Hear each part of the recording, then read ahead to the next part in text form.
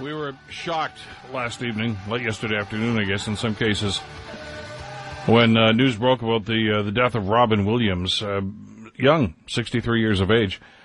And the initial investigation by police in the San Francisco area, of course, is that it was an apparent suicide, although there is an ongoing investigation. But that seems to be the initial consensus among those doing the investigation. Shockwaves read around the world through entertainment circles and others, world leaders. As a matter of fact, even President Obama tweeted about the loss of Robin Williams. Friends and family are remembering him as a great comedian, maybe one of the great comedians of our time, and a great actor as well. But his death and frankly, the life and the contributing factors to both raised the specter about the discussion that needs to be had, I think, in our community, in our society, about things like addiction and things like depression, which he talked openly about. He was very open about the fact that he was dealing with depression through a good deal of his life. And that obviously is something that needs to happen. We don't talk about depression. We don't talk about those that are affected. We don't talk about the effects of dealing with depression. And therein, I think, lies an awful lot of the problem, because we've already talked on this program this morning, and you've seen a great buzz on social media over the last number of hours about what some people consider to be inappropriate comments on social media about his depression and how he dealt with it, and about his suicide as well.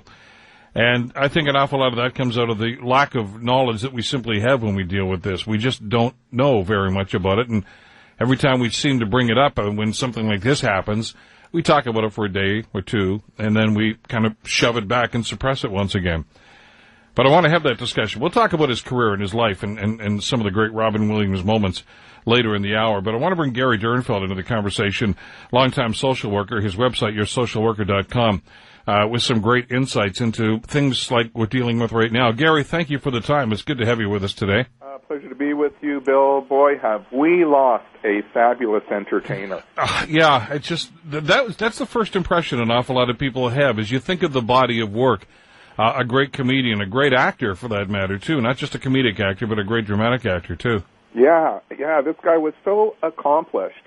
And, you and I think we're of the same generation. We grew up with him. Oh, yeah.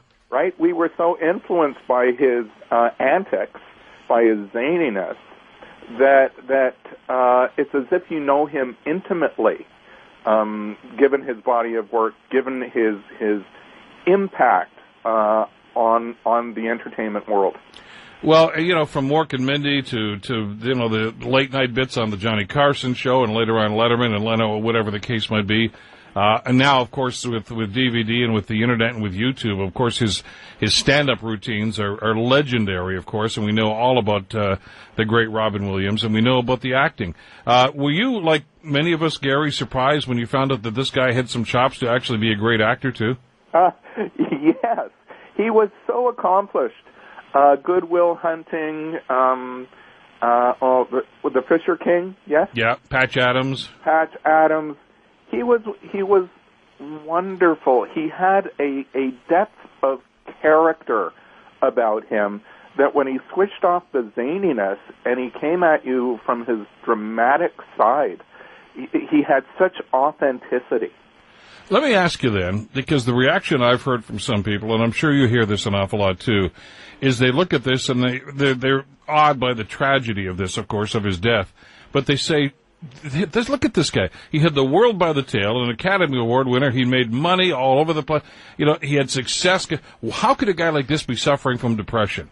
Yeah. For many folks who have no knowledge of depression, it's hard to put that two and two together. And come up with an answer. But what people don't realize is, you can have a broken leg and the flu at the same time. They're not mutually exclusive. You can be zany, you can be a great actor, comedian, great entertainer, yet still suffer depression.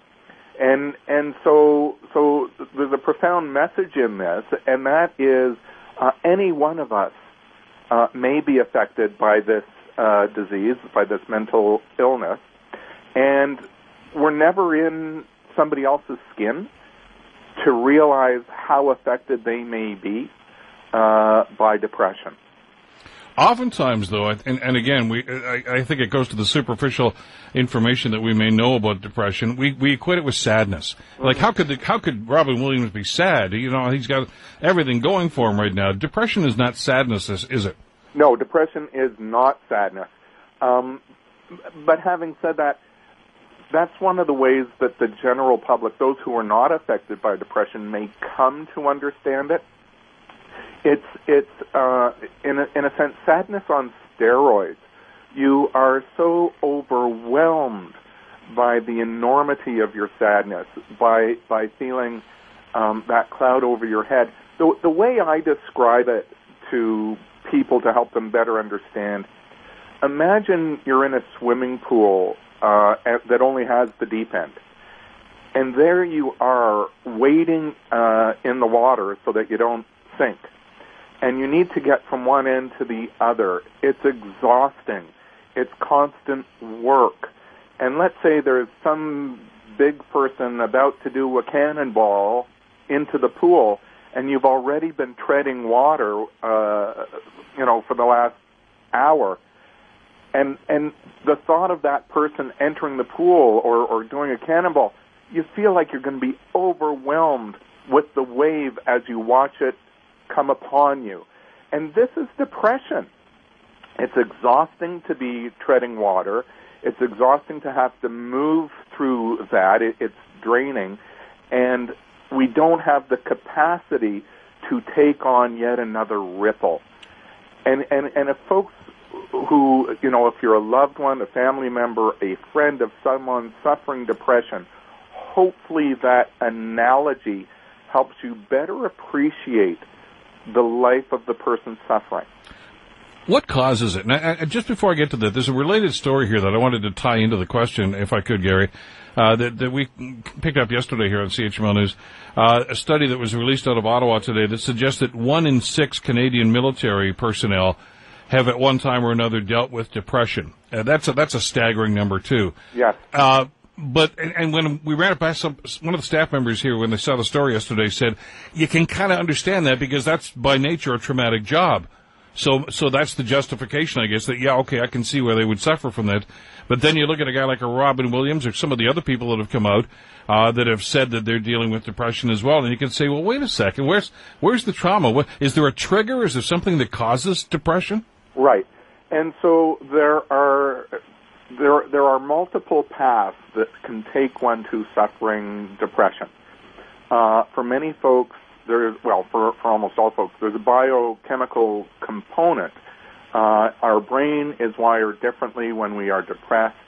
The biochemistry of our brain is different.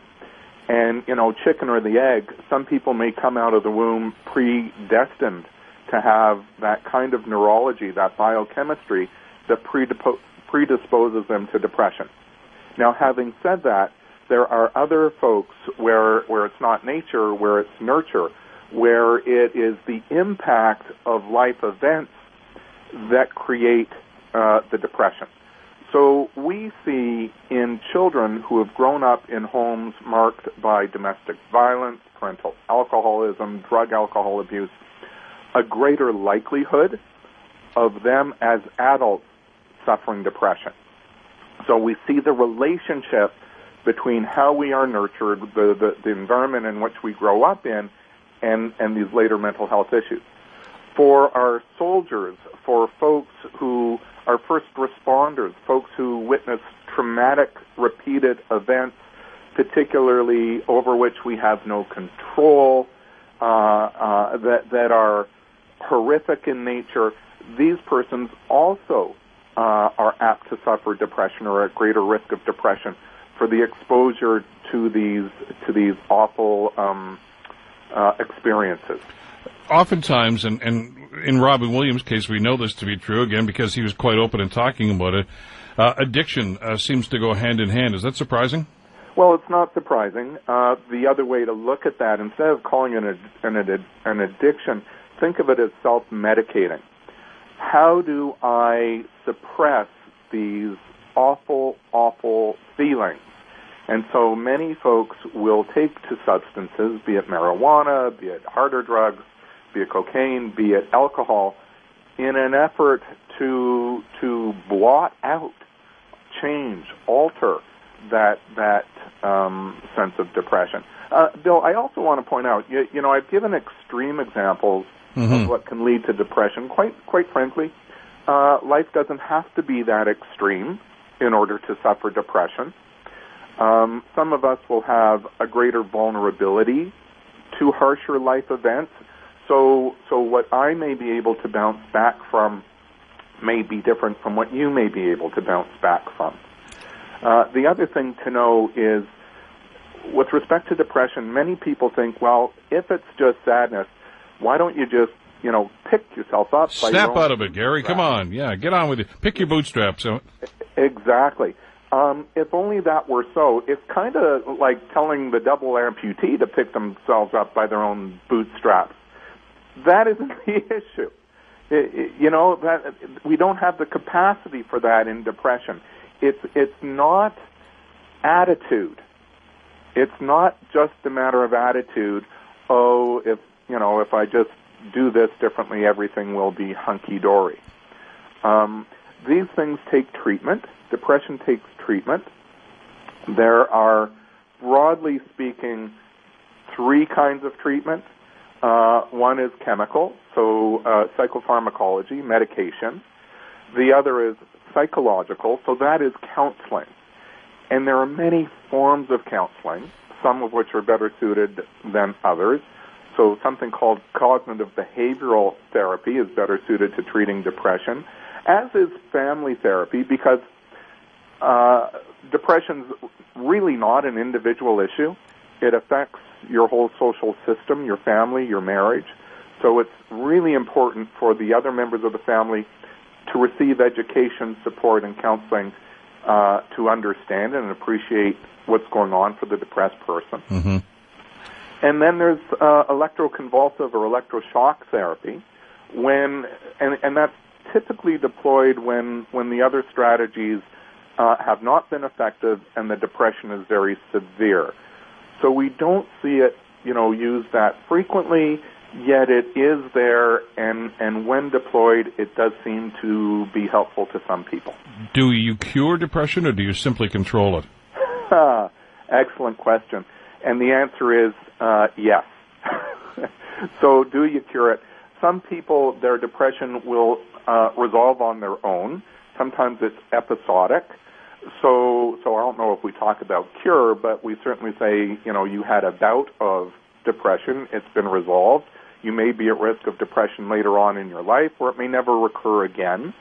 For other folks, it has a more chronic disposition that they're going to learn to live with it, and it can be managed typically through medication plus counseling.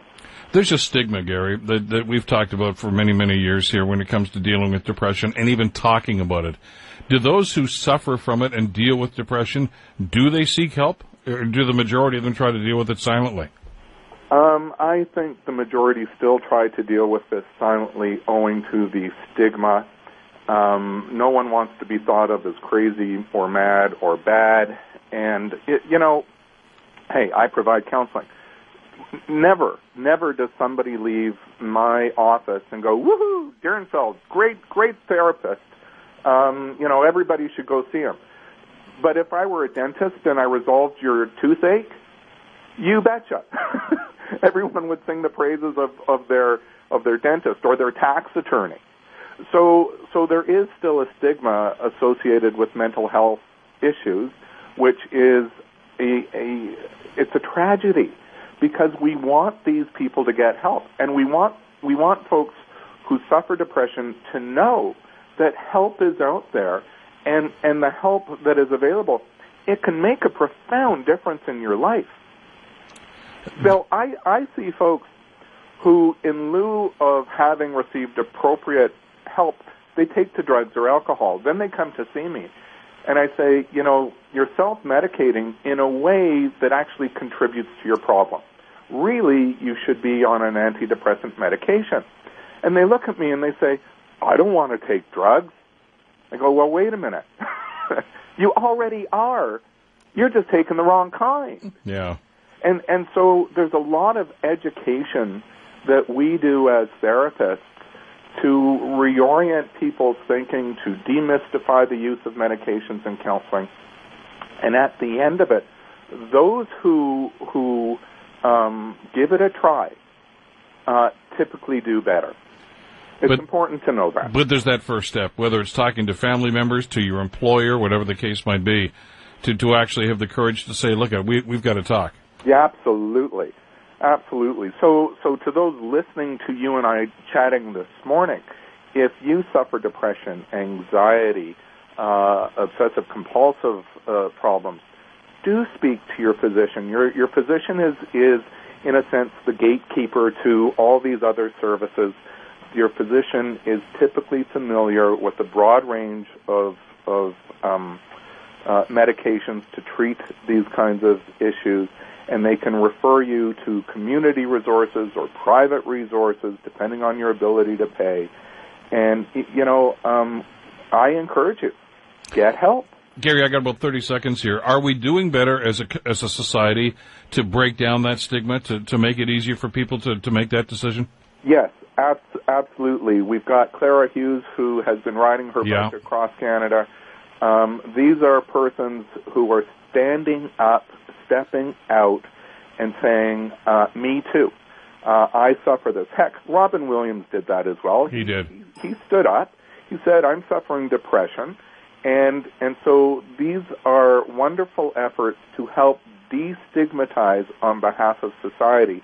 And we have to applaud these persons because they are the brave souls going forward first to help everyone else after them. Gary Direnfeld, check out the website, yoursocialworker.com. There's some great stuff and some great links on to some of the stuff that we've been talking about, too. Yep. Gary, thanks as always. Great talking to you today. All the best to you. You, too. Let me do the break. We'll come back in a few minutes. I want to...